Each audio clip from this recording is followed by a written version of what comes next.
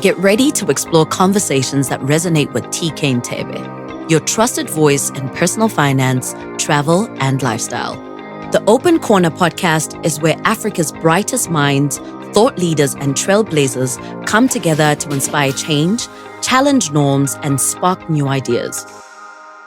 Hi, and welcome to the Open Korner, where Africa's brightest minds, thought leaders, trailblazers come together for great conversations that inspire and effect positive change. My name is Tukiso TK Ntebe, also known as the Finance Traveler. I'm a host to a number of podcasts, and this is a very brand new podcast where we're going to talk about everything from spirituality to leadership, career development, and everything that is not finance or travel. I will not be the only host. I will have many other different hosts that will come to the show and where we will talk and unpack conversations that really make a difference. My guest today is a trailblazer of note. She is an author. She's a speaker, she's a career woman, and soon to be a podcast. She's been a guest on my different podcasts, my Money Adventures podcast many years ago, and I thought, what a better time to have her to have her come to the podcast where we're going to talk everything career planning and development, and of course get into the meat and potatoes of what that entails. I love meat and potatoes. Meat and potatoes, right?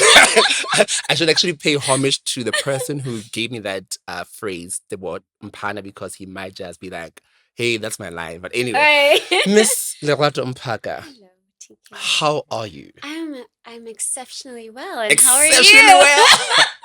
I am great. I'm great. So welcome to the Open Korner, also known as Talk. So this podcast, unlike my other two podcasts, is really where we have vulnerable conversations, real conversations, and conversations that inspire change.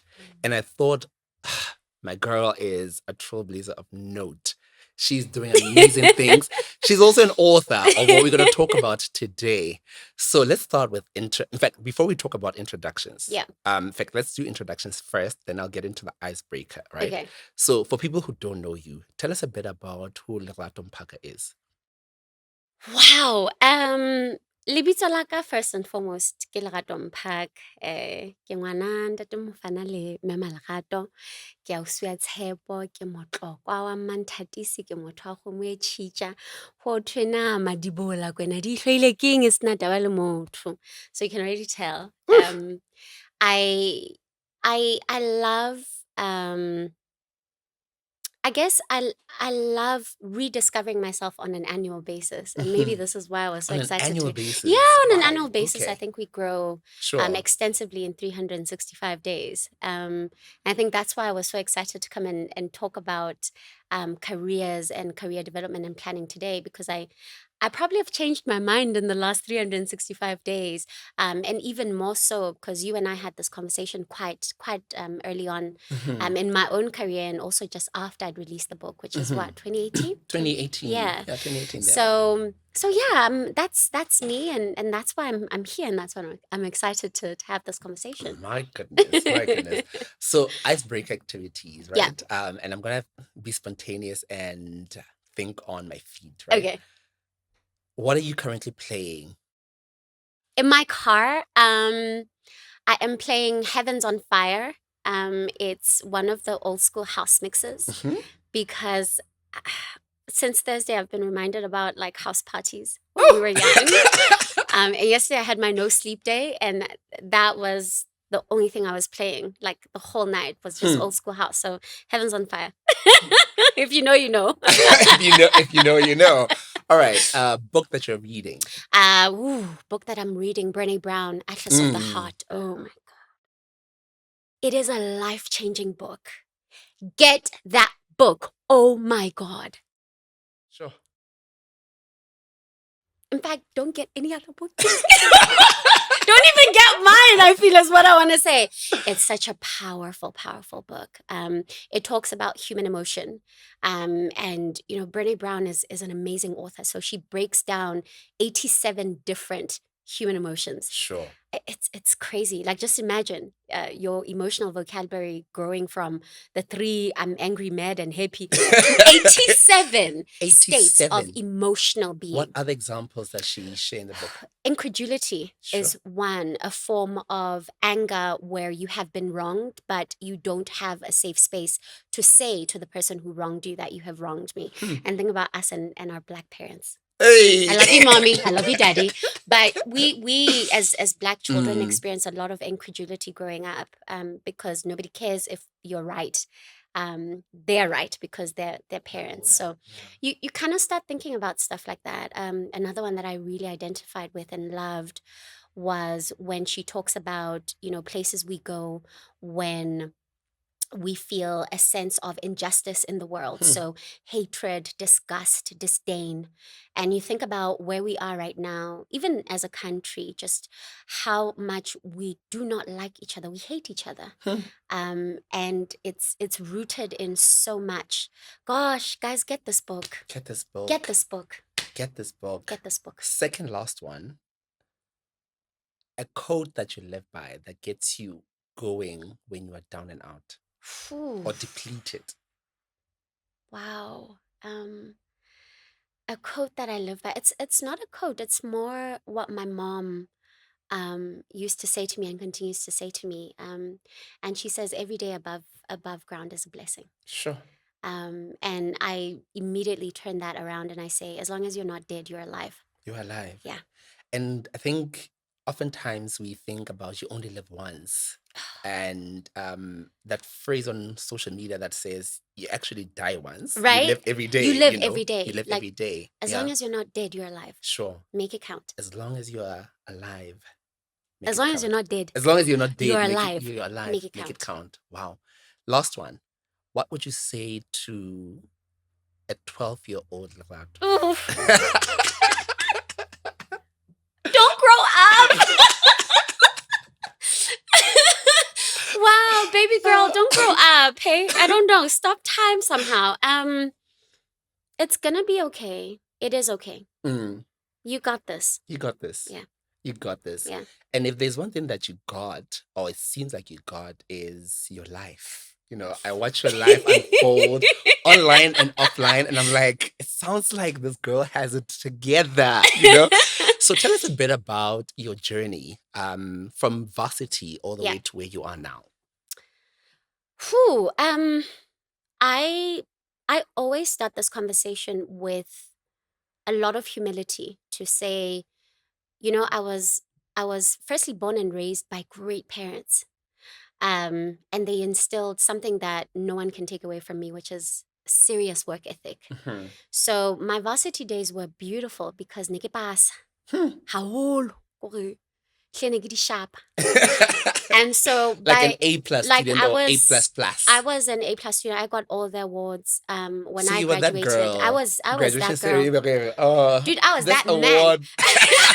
Because, I studied information systems in a period where I think young women were still very afraid to do it because it looked like computer science. And there was always a thing about, CS and how it's male-oriented versus, female or whatever. So I was the man, actually, when I graduated. So much so that, when I graduated in September, I already had a job. Like, when I wrote my last exam, I went to work. I went to work, and it wasn't because I applied. It was because, there was a lecturer who was like, you want a bright kid? This is a bright kid. And I immediately went into banking. And as a result, I've always been in one way or another in the financial services space. I took a dip a little bit. My story about my little adventure in telecoms where, I didn't last. I only spent like 30 days. I only earned one paycheck, so that at least, but I came back to banking, came back to insurance. I'm still in insurance now, but the love of tech hasn't left me. So of late, I now dabble quite a lot with software. I work in an amazing, amazing team for one of the biggest software companies in the world. Something I am still... when I wear that cap and it says Oracle. Baby girl. I work for that. Baby girl. So There's probably a young person or an older person watching and listening to this podcast, which is available on Spotify and Apple Podcasts. So make sure to subscribe and be part of the community, right? Who is listening to us speaking and wondering, how did you curate your career? Yeah. What is the difference between career planning and career development, if Yeah. you will? Yeah, right. So I mean, the first one, when you talk about career planning, it's exactly that. It's a plan. It's what is the end objective? What's your end goal? Who do you want to be in however long? And what does that person know from a skill set perspective? What relationships does that person have? So you literally map it out, this thing. Just like organizations do their kind of strategies, your career plan is actually your career strategy. You know, this is who Lerato is going to be. This is the type of skill set that Lerato is going to have. These are the relationships, or what I call social capital. And somebody wanted Social to kill me on capital. Twitter. Really? Because I was saying, guys, we can't give you our social capital for free. Because we worked for it. So you kind of want to map all of that. And then the development is actually getting those things done. It's acquiring the skills. It's developing those relationships. It's doing something for nothing, sometimes something for something in other cases, so that you eventually get to that particular space where you're saying, oh yeah, I made it. This is the Lerato. What I do often say to people is, it's not, you don't do one and forget it and then do the other. So there has to be a reconciliation, annual basis, quarterly basis, monthly basis even, where you look at the plan and you say, am I still on track? If not, where do I tweak? Is the plan even still relevant? Can I pivot? Can I afford to pivot? So you have those kind of honest conversations with yourself, because as you're doing it, then you actually start discovering the things you didn't know when you made the plan, and you kind of have to feed new information into the plan for it to be relevant. So I've done that consciously and unconsciously, off and on, I think, for the last 14 years, because that's how long I've been working. And I guess my first unconscious step into actually crafting my career was realizing when I was in banking that actually Mosebetsi wa Ntseng is a tech role, but actually I was trained to be a translator between tech and business. So I need this side as well, from an experiential perspective. I need to know that I understand marketing 101, operations, organizational issues. And I left my tech role and I went and became a clerk, believe it or not. I went and became a clerk. From coding, a little bit of coding, checking servers in the morning, and I went and I started writing receipts manually.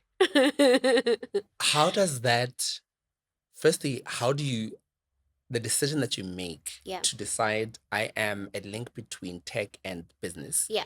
I'm lacking on a bit on the business side, Yeah. I'm going to make a conscious decision to move from here, which is probably prominent now because you've been in the role for a few years, I'm Yeah. assuming, Yeah. to being a startup. Yeah, right. What goes through your mind at the time? What's the emotions like? What are you dealing with? How are you feeling in that moment in time? Sure, there's a lot of fear. There's a lot of fear. There's fear of rejection. Look, I've never been a clerk. I don't know the world of clerical work. I mean, I could suck at it. Incredibly. You are afraid also of losing the relationships that you've created, over the last 2 years. So I made the decision, I think, 2.5 years into my tech role, that I'm done. Yeah. I need a bit of the business side. So you're afraid you're going to lose those relationships, that connection, that sense of security. And I'm a Taurus, so I love stability and security, guys. Stability. So I think for me, my jumps have always been rooted in a lot of fear, but strangely also in a lot of conviction that, but this is it. This is it. If you don't do it now, next year it's going to be even more difficult. Sure. So sometimes it is about biting the bullet and saying, if you don't do it now, it's only going to get harder to do it next year and the year after that. And you're sacrificing the bigger plan also for your temporary stability. Again, those honest conversations with yourself about, Hannah, when you left school, who did you see yourself as? And honestly speaking, I never saw myself as somebody who gets into server rooms. Really? Constantly. Really? No. It's funny that you should mention that, because when I left varsity, I did not see myself as somebody in an 8 to 5 for 8 to 5. Right. Right. I knew I would be there, but Yeah. I was like, I'll be there for like 4 hours a day because I have all these other things I need to do. So it's Correct. actually interesting that you should mention that. Yeah. Yeah. I think we ideally all have a very distinct view of who we want to be. Whether you write it down or you don't, I think it is. I think it's there. And I think instinctually, when you veer off the track a lot, that vision pops up. It's the thing that doesn't actually make you sleep very well at night. Mm. But honestly, TK, I when I left school, I saw myself in a pencil skirt, pantyhose, like Expensive I was shoes. a big girl. Yeah, I was a. I didn't know how that was gonna happen, but it was not in a server room. It wasn't. Sure. So I'm imagining a lot of people probably in their early 30s, mid Yeah. 30s, possibly 40s, who are listening and thinking, I had this picture when I left varsity. My reality currently does not look like that. Yeah. And yes, I've had sleepless nights. Yes, I'm very unhappy. Yes, I'm very disengaged. Right? Yeah. What do we say to them in terms of the next steps for them to take? What do Yeah. they what do we advise them to do? Or tapping into your own journey and your own experience, what do they do next to Yeah. get out of that state? Because I may be thinking, I've been in this role for 10, 15 years. I'm very afraid of making change. I know I should have made this change 3 years ago, 5 years ago. I didn't do it. Yeah. And now I'm here and I'm listening to Lerato Mphaka talk about career planning, career development. What do we say to them? Yeah. So, look, when you have made a wrong turn, it doesn't mean you cannot replan. Which is why, when I started with the relationship between the two, when you're in it, as you're developing your career, even in your stagnation, you're still receiving information. And the trick is having the conversations, right? The trick is having the conversation to say, okay, this was the plan. I'm not a CEO. I'm not ahead of anything right now. But what is the reality of the situation, right? And the minute you start saying that, you granularize it to, what do I mean by reality? And then you say, okay, what skills do I have? Then you write down your skills, because even in your stagnation, you're still getting new skills. You're still being trained, maybe by the business you work for, or there's something interesting you're curious about. So you're still gaining skill.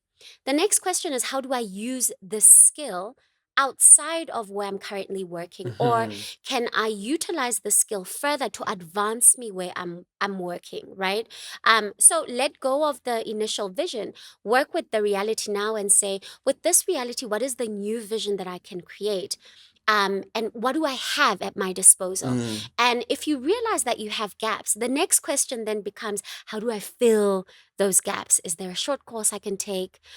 Is the company offering training for free? You start really making things practical and granular, like one task at a time, and then you start ticking.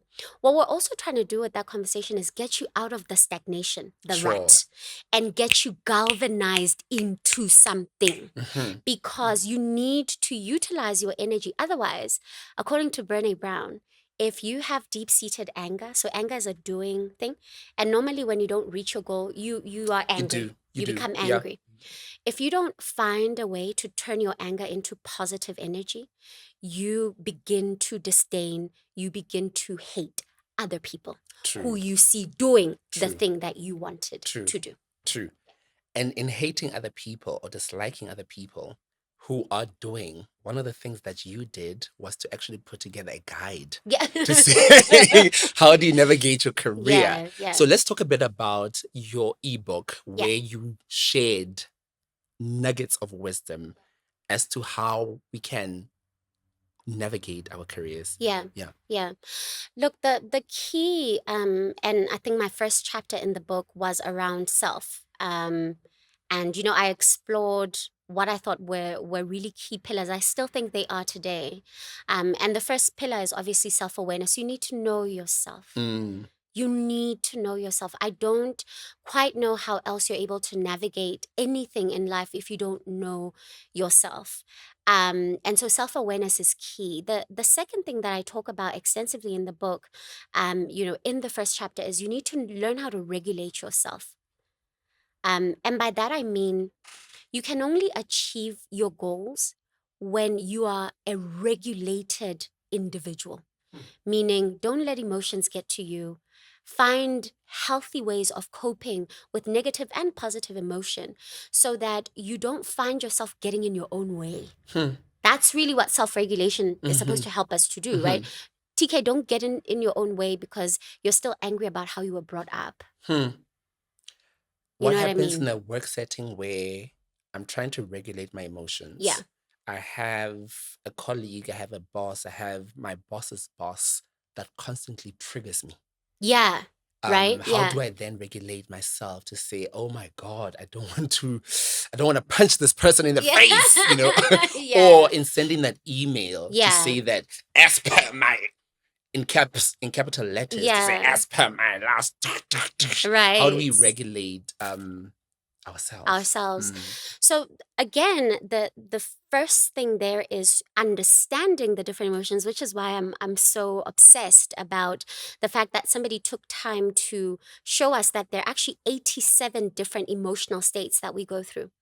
And the minute you know an emotion, you remove its power off of you, right? So you're already beginning to decrease its effect because now you know that you're actually in a place where you are disillusioned maybe or you're incredulous. And the next thing then becomes, if I express my incredulity to TK and TK has more power than I do, right? Because remember, you're self-regulating. If I express this negative emotion to TK and he has more power than I do I trust him to use my emotion for good or bad? And that usually, for me anyway, it answers the question. If I don't trust you to use it for good, I don't share it with you. And that means I never write the email. What it doesn't mean though, in an age where we're now very clear that certain people get away with things like bullying and harassment in the workplace, so much so that people end up unaliving themselves. You remember the young lady, the Standard Bank SA case. It does not mean that self-regulation means you must betray yourself. You must still express to someone that I am not happy with what happened because this. Because you also don't want to betray yourself and you don't want to continue to perpetuate victimization. Sure. But self-regulation really is between the two of us who has the power. If I had the power, I would fire you. Sure. But if you have the power, then expressing something negative has an effect that could possibly be detrimental to me and my goal. Sure. Right? So self-regulation is always about that conversation. Recognize the emotion that you're dealing with and then ask yourself is it a safe space to tell it to that person? If that person is not a safe space, don't do it. Rather find a safe space. That's why we say, go for therapy. Find a trusted friend. But please, guys, don't take clips of us as we are talking. I had to put it out there because this is a dangerous world. So find those safe spaces. The last one then becomes, it's not always enough just to regulate yourself, right? It's not enough to be aware, then to regulate. Sometimes it's also important for you to inspire your own self. Inspire your own self. Woo! Because when you walk into the office with your beautiful Lona, shoes, you walk differently. Your confidence is high. You've done the career manifestations. You are looking at your career plan. Your personal development plan is intact. Oh, the pictures I take in the morning. And the pictures that you I'm take in the good. morning. Then you hear a kwai in the corridor. Yeah. Then you know. Guys, so it is important to find things that inspire you as well, whether it's other individuals, books, hobbies you love, friends that pick you up, your family. Like, it is so important. And once you've mastered those three aspects, it will be very difficult for somebody to veer you from your own career path. It'll be very difficult because you're able to lead yourself there. And that really is what it's about. If you're confident and you trust yourself to lead yourself there, there's nothing you can't do. Sure. Because for as long as you're dead, you're alive. You're alive. Talking about leading yourself, you've invested so much in yourself Yeah. to say that I want to show up for myself. I want to lead myself. How important is investing in yourself, whether it's in skills, whether it's in the books you read, Yeah. whether it's in the shoes that you Yeah. wear Yeah. that give you that confidence to really show up as the best version of yourself? How important is personal development and personal investment? It's incredibly important. I mean, it is what fuels everything else, right? So true self-awareness is your acceptance that you're a growing individual. And I often say that when you stop reading, you stop growing. When you stop gaining a new skill, you stop growing. I remember in the when we first had this conversation, I said my deepest fear is feeling like I'm a has-been. Yes. You know, like if people look at you and they're like, hey, o na tjhesa hore. Ke batla o nonno o re o ntse Ontse a a tjhesa. tjhesa. current The current situation actually is that motho enwa wa tjhesa. It must be a constant. If you really, really want to continue to be self-aware, you cannot stop learning. You cannot, right? If you really want to continue to inspire yourself, you cannot stop investing in yourself. Because when you stop investing in yourself, you're also saying you don't inspire yourself anymore. True. You know, like you know, when you wear the cap, like, you know, when the certificate comes, you're just like, It's a whole different, the hey, euphoria of the wena, ngwana emotions. Lerato. Hey, It's almost like you have an outer body experience experience. and you're looking at yourself, but you're also like, "Bona ngwana menwa." You know what I mean? Ke tjhesa. So it, again, that three pillar, I don't know how you can maintain it without consistently investing in yourself in one way or another. And then, yes, the pick-me-ups that are so necessary in a world where we are flooded with constant negative, information. Buy a new shoe, my guy. Buy a new shoe. Buy a new shoe so that when you see the rubbish on the street, you can at least avoid the rubbish and look at the shoe. Ish. One question I have for you guys is, what kind of shoes do you wear when you go to the office? Because does the pair of shoe inspire you? Leave us a comment below and let us know how much you spend on that pair of shoes and how it makes you feel as you walk in. Whether you're a guy or a girl, we want to know, If right? you say she's going to inspire you, you're lying. So in talking about personal development, a new trend, I'll call it, that's my personal opinion. People feel like for you to really thrive and move to the next level, the executive level, is you need to have an MBA, right? A master's in business administration. Yeah. And talking about the hatred that you spoke about, I've seen people in the workplace who go get the MBA with the expectation that upon completion, I will get promoted to a so-and-so position. Yeah. What are your views on personal development, but specifically around that specific qualification and the opportunities that exist or that you can create for yourself? Yeah, with having it, right? So look, I think an MBA is a great degree to have. Do I think it is essential for advancement into senior positions? I don't. And again, I'm speaking from my own experience, right? I think there's a misconception that in the workplace, what makes you matter is the qualification that you have. And there is another beautiful book that you need to get. It's called Who, Not How, by Dan Sullivan. And he talks about the fact that as a person in a workplace, you're a resource, not for yourself, for someone else. So you are a who, you're not a how. And a lot of the time, the qualifications that you bring to the table are the how you're going to become the who. But you're a who first. And we neglect creating the social capital to get us noticed in the first place. The MBA is not going to get you noticed by virtue of it being there. The social capital that you've built by, being open to opportunity, asking people what keeps them up at night, volunteering yourself for assignments is what creates you as somebody to be considered. The MBA then just says, oh, by the way, this is how they can actually execute this. They are a critical thinker. They have a specialization in finance, or, with me leading innovation and change. It's part. It's not everything. So don't expect that the skill set is enough. It's not enough. You're a who. Your skill set is the how. But somebody has to recognize you as a who first. The sponsor. Yeah. How do I build that social capital?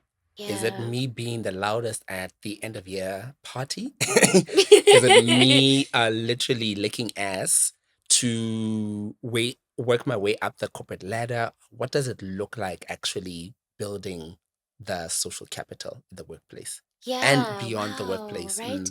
And I think that's another misnomer. So you don't have to lick ass in the workplace to be noticed. The workplace is such a complex space that everyone is looking for simplicity. And I'm going to tell you a secret, TK. The biggest factor is your integrity. Doing what you said you're going to do when you're going to do it, and then adding a little bit extra because you're wanting to build trust. You don't have to lick ass, because licking ass also says you're sacrificing yourself to please somebody who could necessarily be wrong, right? And you don't want to do that, because essentially what you're doing is trapping yourself. Eventually, no one is ever going to trust you. Because if you lick ass, you're licking everybody's. And because at some point it's going to be this one Yeah, and this one and this one. You are and this doing one. it for everybody. Yeah. So where is your integrity? And ultimately, if I don't feel you have integrity, then I'm not going to trust you. It really is as simple as, when you say you're going to do something, do it. Do it exactly how you said you're going to do it. Do it on the time you said you're going to do it. And then do something extra to show that you care about the person who's going to receive that piece of work. That's how you build trust, and that's how you become a who. In any case, that really has been what has worked for me in my various roles across various businesses. People want to know that they can trust you. People know that they can trust you. Yeah, people want to know that they can trust you. Trust is something that you work on. Absolutely. Over a period of time. Absolutely. There's no shortcut to it. It's not today. It's not today. It's not what you say today. No. It's a continuation of the small and the big things that you do and say, and how you show up. Exactly. Sure. So guys, stop licking us. Stop this thing, please. So I'm in my mid-30s, trying to feeling like by now I should be an executive, right? Yeah. Because society dictates right. that You want to be the youngest. The youngest there. In your journey to becoming an executive, what are some of the steps that you had to do for yourself? What are the type of conversations that you had to have for yourself to say, I'm now ready to take on more responsibility at a leadership level? Yeah. And talk us through that process and what was happening in your mind, your heart, your soul, and your wardrobe. Again, fear, right? So I never had a conversation with myself about, you're ready. I'm probably one of the fewest people I know who have as little regard for readiness.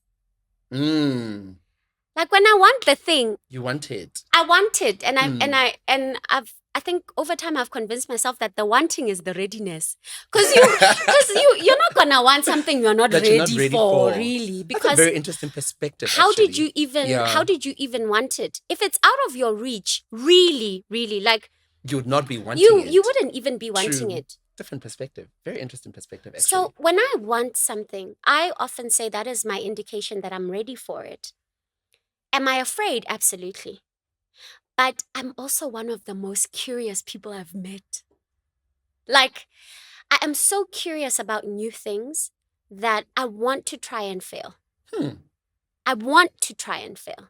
I want to try and not know so that I can go to you and ask for help. Because remember, I'm also wanting to build the relationships. And I'm the still trust. and the trust.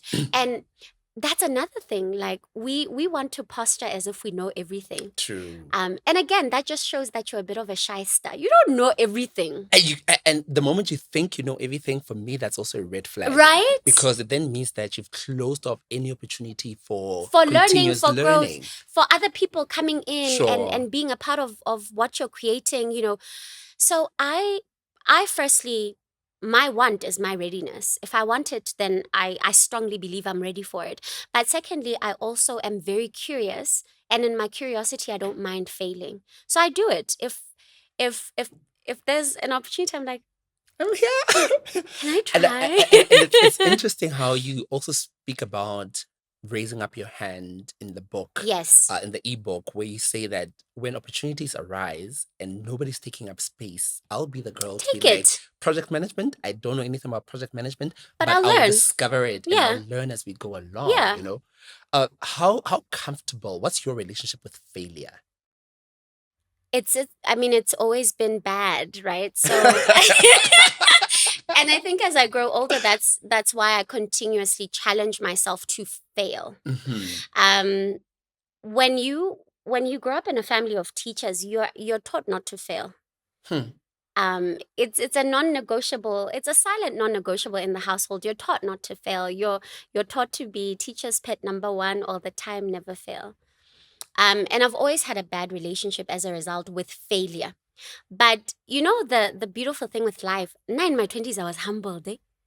Okay, what happened in your 20s? Hey, I Unpack. was humbled. Mjola, the pandemic. Majora, the I think that was pandemic. probably my first real introduction to epic failure. Sure. Epic failure. And this thing literally corroded a lot of my life.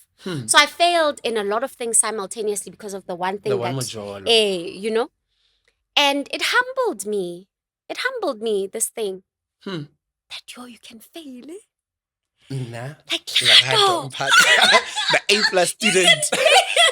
the man at graduation ceremony. You can fail, my guy, and it's not cute.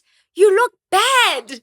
But it then opened me up to this thing where I'm like, but if I want something and I failed so massively, what am I afraid of exactly? Because I've felt the pit of hell. In my humble opinion, it was Sure. my pit of hell. I felt it before. I'll never go back there again because I know how it feels. I'll maybe reach a notch just above the pit of hell. But not that one. Yeah. So I felt, the depths of darkness. I can afford to do that once in a while. Is the heart still okay? Is the heart still okay? So I think life does that to us, right? I think TK life. I think life. So this is why I'm like, my mom, and this thing about, for as long as you're not dead, you're alive. Life will always give you opportunities to reckon with your own self. Sure. All the things that you have been hiding as a virtue of growing up, youth, whatever, life is always going to give you an opportunity to reckon with yourself. If you haven't failed, wait until you're 25, you're going to fail. Majora, the pandemic. It will come in all sorts. But I think life always gives us a chance to reckon with ourselves. And you raised such an interesting point here. One aspect, which is the Majora, the pandemic. Yeah. How it had a ripple effect in other On everything, areas yeah. of your life. Yeah. You know? So when we talk about balance, and personally, I don't believe that there's such a thing as balance. No, it just means that in this season, you're prioritizing this and Yeah. everything else is hanging on for dear life. Correct. You know? How do you navigate your the many buckets that you wear. You know, you are in corporate, you have consulting businesses that you're doing, you're reading books, you're a friend, you're a sister, you are a partner, you're all these things. How do Yeah. you juggle all those and keep all those balls and keeping your career or all your goals in place? Yeah, you're right. I also don't believe in balance. I believe in accountability. Mhm. I think that all of us know now that no one can do it all. I want to believe that we all know that no one can do it all. What I think makes it easy for you to accept that I can't do it all is when I'm accountable and I'm upfront and I say, you know what, Tapo, I'm not going to be a good sister this month. You know? Mhm. Like, Ha ke kgone. ha ke kgone. I have nothing to give Mom, in that regard. ha ke kgone. I think again it builds that trust because when you say ke a kgona, then you do, right? The other thing is we have this obsession about juggling. I think we need to change the narrative around juggling and instead say, I have all of these different facets of me, and I want to show up the best way I can every single time in the facet that I've chosen. Mhm. So that you bring yourself 100% of the time to the thing. So when I am consulting, I'm 100% a consultant. Hmm. I'm not 50% it and 50% somewhere else. You are here. I'm here Showing up for this. showing up for this thing so that I can give you the value that you deserve. When I'm doing QA for someone's piece of code, I am 100% there so that I give you the best. When I am my mother's daughter, I am 100%. Oh, if your Christmas content is anything to go Do by. you see? I go all out. Sure. I want the table laid. I'll do it myself. I'll go buy the ornament. Like I am 100% there because I think that's where the true value of us being ourselves comes in. No one wants to feel shortchanged about being with you. I don't think you want to be with me. But lerato a se lerato, man. Say, Ha bua le ka buka e le nngwe fela. Because now I'm busy thinking about my next appointment at 12. No. Sure. Come on, guys. Sure. Come on. CX. The love of my Customer life. experience. Oh my God. Did I tell you I'm a global coach? Hey, It's on your Twitter profile. And you said that if we're looking for any kind of consultancy. That was another outer body for me. You know, I was like, Manamo Sadio. Manang Sadi. Alam mo siyo? Get it! Hi. So you know they do this thing at the at the group where they showcase you. Mm. So you know they've showcased the banner in New York. Ooh. And my face is there. Hello, no.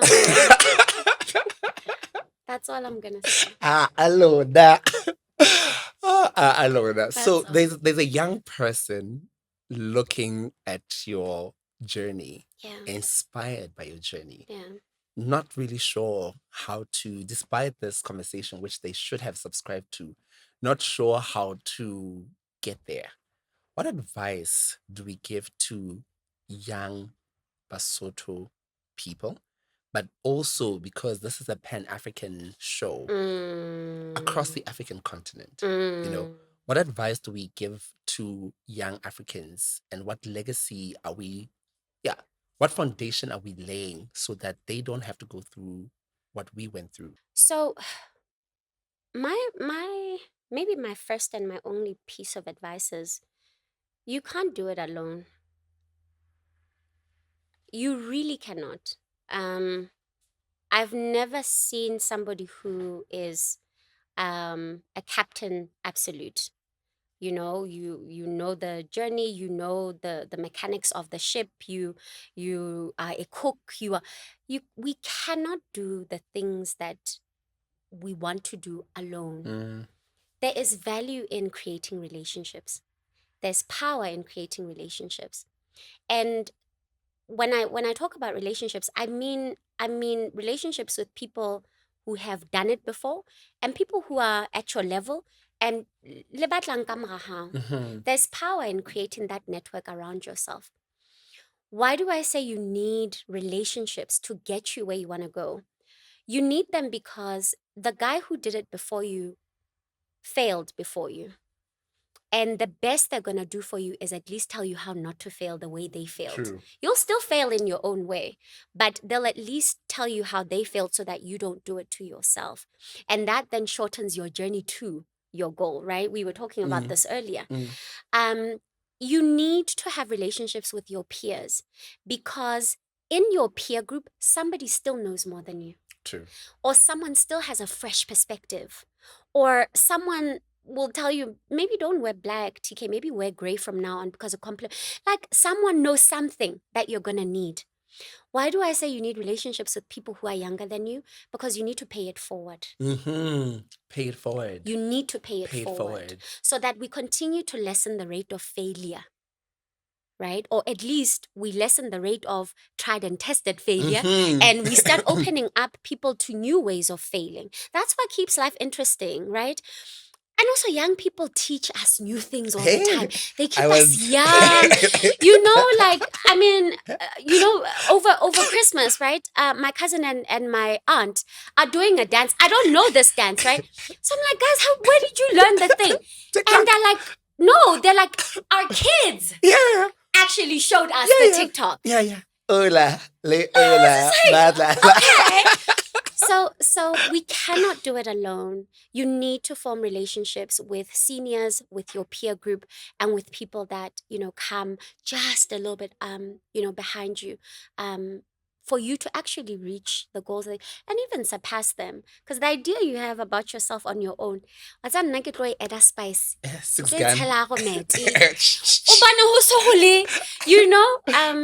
It's crazy the power of relationships. The power of relationships.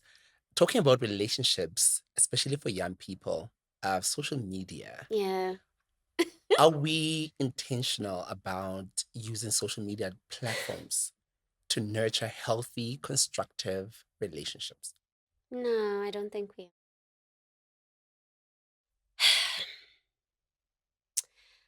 I think that social media perpetuates what has already been, in society. Social media just keeps, it just makes it more visible to a lot more people. But the cultures that we all grew up in when we were in school around having cliques, there being bullies, it gets even more pervasive on social media. And I think that's where we still are, unfortunately. We haven't unlocked the power of connectedness for co-creation. Social media. But, if we could start thinking about this as a potential platform for co-creation, the narrative would completely shift. The energy would change. We would start holding each other accountable to the things that we said we're going to do. Instead, what we're doing is just waiting for each other to fail so that we can talk about it. And as a continuation of that question, is social media from a career planning perspective? Yeah.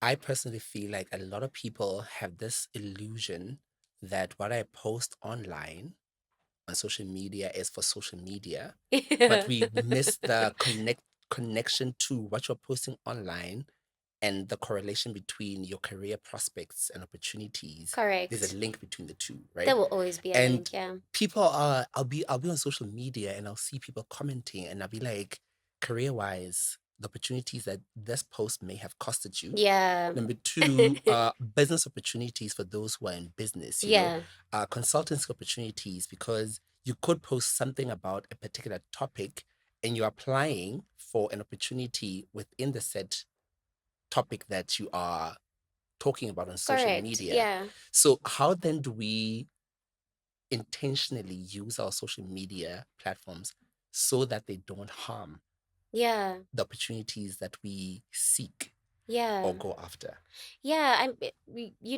My earlier position around, like, if we could switch our understanding of the platform as it's not an extension of high school anymore, there's potential for co-creation here.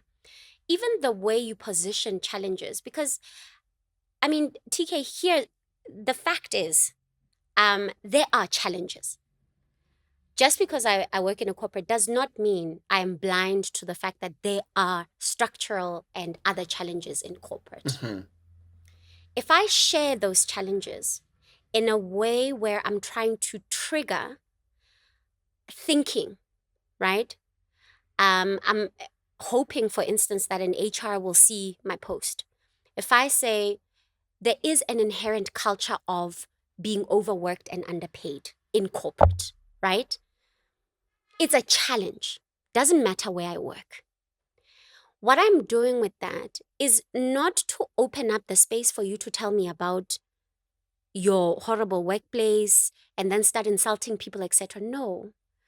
I'm doing it to incite debate so that an HR maybe can go back into the workplace and say, guys, actually, there's a conversation happening on this platform. And it seems like young people actually feel overworked and underpaid.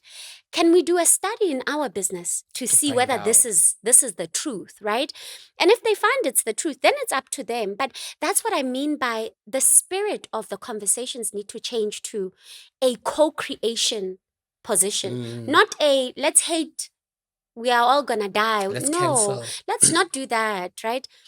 And that then opens up the opportunities, because if you speak and you are an expert, right, then you open yourself up for opportunities. And an organization will call you and say, you know what, you talked about the lack of inclusion in the workplace, and we see that you're an activist. Can you come and help us create a diversity and inclusion policy?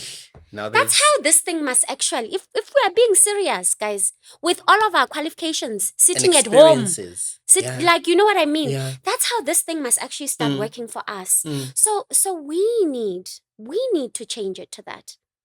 The platform will always be the platform. In fact, you remember when the American elections happened in Cambridge Analytica, and Mark Zuckerberg simply said, all I provide is a platform for connectedness.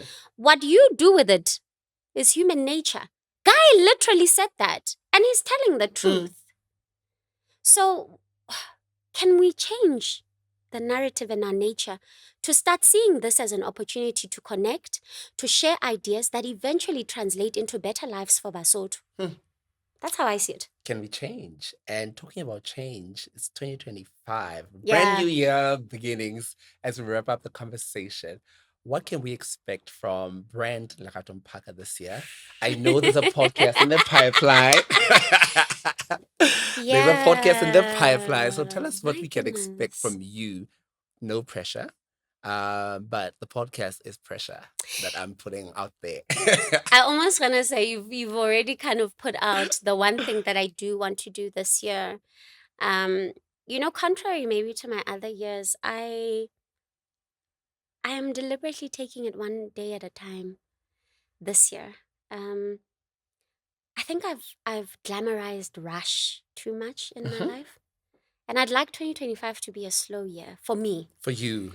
Not less impactful, but a bit slower. The things that I have been able to build over the years, the foundation, mentorship, they will continue, because for as long as I'm not dead, I'm alive. You're alive. But I'd like to savor a bit more this year. I'd like to be a bit slow. I'd like to do one new thing, maybe, and I hope that will be the podcast, because Gabriona, it's going to create a lot of traffic in my life. I just like for continuity and a bit of slowness. Calm. A bit of slowness, calm. Yeah. A lot of calm. Yeah.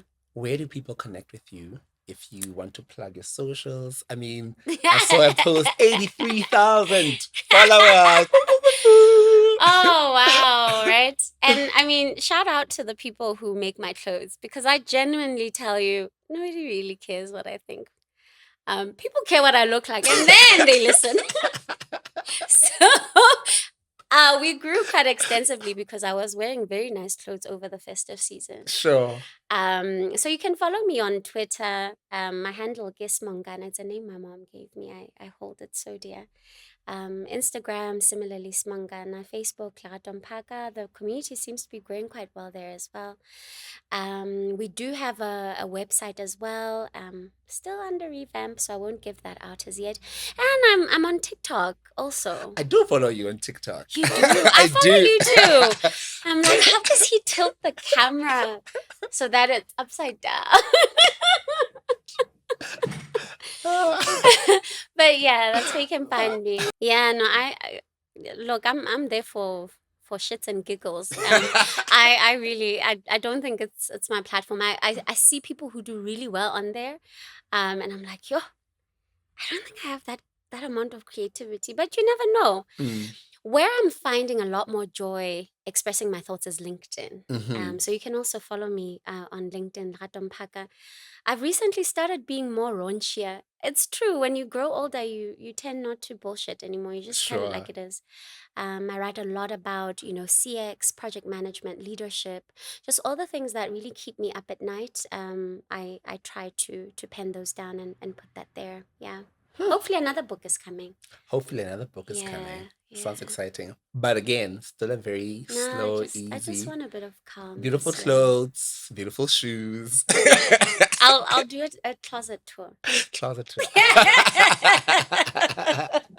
Guys, you've been listening to the Open Corner podcast, a brand new podcast where we talk everything: career, leadership, self-mastery, business, everything else that I don't speak about on the other platforms. So do not forget that I do have 2 other podcasts, which is my Money Adventures podcast on YouTube, Spotify, and Apple.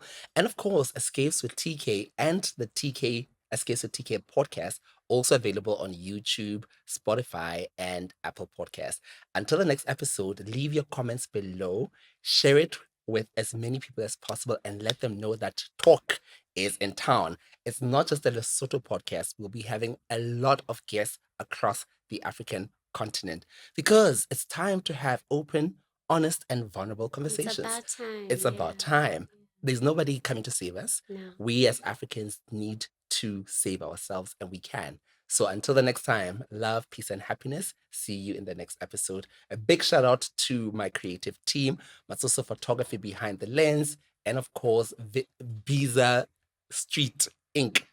on the audios. And of course, my graphic designers who design amazing thumbnails. Yeah, guys. Wow. I'll see you guys in the next episode. I will not be dropping this episode just yet because I need to bulk shoot so that consistency. My word for the year is consistency and monetization. Oh, that's beautiful. That's what I'm about. Mine is just calm down. Hopefully, I'll find the calmness and the stillness in the consistency. But until the next episode, guys, it's been great. I love you guys and lots of love. See you soon. Cheers.